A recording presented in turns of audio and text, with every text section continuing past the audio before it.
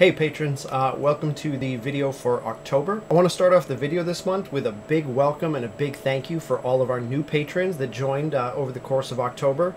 I made a couple posts about the Patron we have here on the main website, and as a result we saw a nice little uptick in patrons. Almost got us to our next milestone. We're like so close. It's like 98-99% of the way there. I actually started to sweat a little bit as we reached the end of the month here, because my schedule was so booked up, and I was actually starting to worry that like right at the end of the month that was going to tick over and suddenly I was going to have to scramble to put out that extra Ethan and Lucas comic for that milestone. We didn't hit it, but I'm hoping maybe in November we can actually you know, hit that milestone, get everybody here an extra comic each month, an extra Ethan and Lucas comic strip. But yeah, for all of you that joined this month, and for everybody that's been supporting me through Patreon over the past few years, again, from the bottom of my heart, thank you so much. It really has become such a huge foundation of support for the work that I do.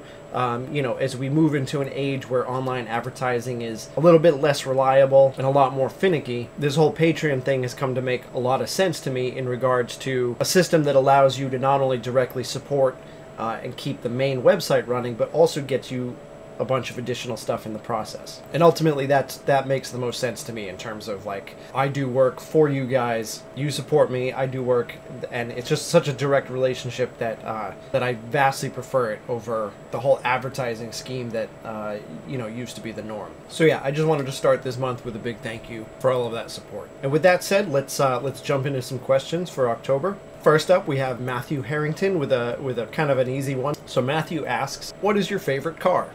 So my answer for that question is my favorite car is a 2013 Dodge Challenger RT.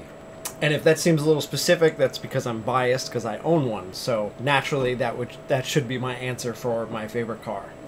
It's my baby. I bought it. I sold my other car before. This was before I had kids. I convinced my wife that it would be okay because we could fit a car seat in the back. It's actually got I test drove a Mustang. And I had a Camaro as a rental at one point. And of all three of the muscle cars, the Dodge felt like it had the roomier back seat. But at any rate, I bought that for myself before we had kids. And now, these days, I don't get to drive it very much because while we could fit a car seat in it, I cannot actually fit two car seats in it. So until both of the kids are big enough that they can ride either in booster seats or just without, it kind of mostly sits in the garage. I take it out once a month just to run it, but I still do love that car, so that is my favorite car. But that's the car that I could obtain. If we're talking about like my favorite car ever, like sky's the limit, I could have any car I want, it would be a toss-up between a DeLorean, which I absolutely love. I had an old Mazda MX-3 that I did a lot of work on, and the guy I brought the car to for body work owned a DeLorean.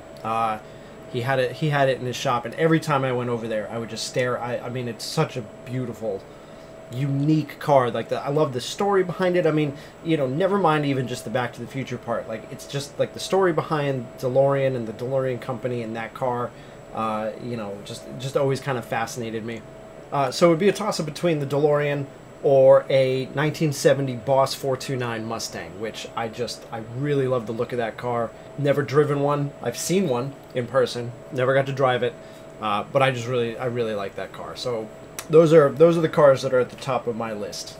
Our next question comes from Zero Care, who asks, since it's the season, are you a big Halloween fan, or do I prefer some other holiday? We in this house are in fact pretty big Halloween fans. We usually do it up pretty big for Halloween. We get invested in the costumes and that sort of thing. Now that we have kids, it's a little tougher. You know, we're a little bit short on time, but we still make an effort to do a group thing with the kids. So for Flynn's first Halloween, we did a Princess Bride thing. I was the Dread Pirate Roberts. My wife was Princess Buttercup, and Flynn was in a little mouse costume, and he was our rodent of unusual size. The following year, Flynn was Thor, I was Captain America, and my wife was Black Widow. Last year, Flynn was just about 3 years old, and so he was old enough to kind of let us know what he wanted to do for Halloween, and he picked Paw Patrol. So I was Ryder, and he was Chase. And then my wife did something else with Weston. She was Ingrid from How to Train Your Dragon, and Weston was a little toothless. And this year, Flynn's all about Voltron, so we're doing a whole Voltron thing. Flynn gets to be Voltron, and Weston is just the Blue Lion, and so we're doing that up. But yeah, typically, I mean, we really enjoy Halloween. You know, for a long time, we haven't done one in a couple of years, but you know, for a number of years, my wife and I ran those murder mystery parties, you know, where it's like a kit you can buy, and you have a bunch of people over, and everybody takes on a character, and then, like, halfway through the party, someone gets murdered, and then you got to kind of figure out, you know, which of the characters did it. You know, so that was a lot of fun. But, you know, I like...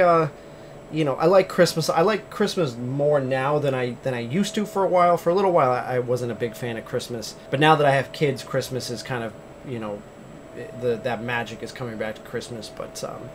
But I think Halloween is definitely the most fun of the holidays. We've got a question from Roderick this month. Roderick wanted to know how many of the big 24-page arcs like Analog and D-Pad or Starcaster Chronicles do I plan to put out over 2018?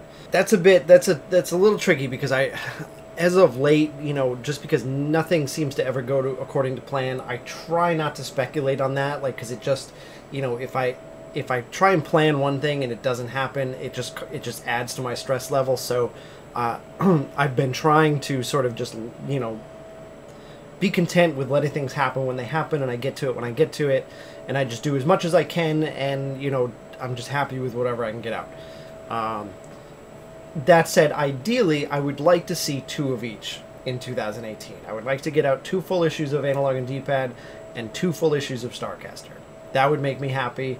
That's the goal that I'm going to shoot for, but I'm not gonna guarantee that that's going to happen, because you just, you know, it doesn't always work out. And the reason for that is, you know, I'm incredibly busy with, you know, with Patron stuff and the kids and the house, but also, you know, schedule-wise, sometimes I'll think like, okay, now's a good time for me to gear up to, you know, to get into an issue of Starcaster Chronicles.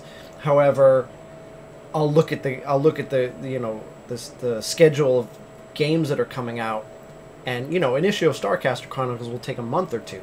So if I've got a bunch of new games coming out a little ways down the line, I kind of end up wanting the daily comic slot, or the weekly comic slots open, so that I can make comments and jokes about those games. So it's tough. It's not only working it into my schedule, but it's also working it around releases when I feel comfortable setting aside one-shots for a month or 2, so that I can, you know, focus on one of these and not feeling like I'm letting a lot of good material kind of pass me by. So we'll see. With that said, I am trying to put out, you know, I'm trying to buckle down right now, and I want to get Analog and D-Pad issue 5 going before the end of the year. So you know, we'll close out the year with that, and then next year, you know, we'll just see what happens. But I will probably launch into Starcaster number 6 right after the new year. And finally this month, we have a really great and relevant question from Dicers. Dicers asks me, do you find that even though Patreon is now a major source of income for your comic, that the demands and extra work required for patrons, like all the extra comics and whatever, makes your job more demanding now? And does it help or hurt the creative process? So I'll answer this in 2 parts. So the first part, does it make my job more demanding? 100% it does. Like, hands down. You know, I'm busier, I'm more stressed. It's absolutely, it's more work. I mean, it is more work, and it's less downtime between days where I need to be creative and produce something. So, you know, without a doubt, it's upped my workload, and as I've said, I'm busier than I've ever been. But to be clear, I've never asked for a free ride here, okay? I mean, my job is really fun. I love my job. I'm fortunate to get to do my job, but I have no problem doing the work. I have no problem busting my ass in order to be able to continue doing this for a living. So I'm more than happy to work hard and put in the hours. And more so, the difference with Patreon versus you know, ad-based revenue is that there's a direct correlation between the work that I do and the hours that I put in and the amount of income that I receive to pay bills and you know, buy food and everything else. And that's a correlation I didn't really have for the first 12 years that I was doing this comic strip, where it was almost entirely based off of either advertising or merchandise. And that's the sort of thing where, like, I can do a ton of work, but I don't know how much of a return that's going to give me. Maybe it's a lot, maybe it's not a lot, you know. And that's a sort of, I think that that's sort of a feeling that a lot of people tend to take for granted in a way. Whereas, like, if you know that if you go to work at 9 o'clock and you work till 5, you worked 8 hours and you make X amount of dollars an hour, that the amount of work you put in is getting you a certain amount of money. Or if you're salaried, same thing. You know what you're getting, and so you put the work in to do that job because you know what your reward is, you know what your take home is. Patreon gives me that stability, which is a lot more important now that I have a family as opposed to before when it was just me and it was like I make a lot one month and not so much the next month. I mean,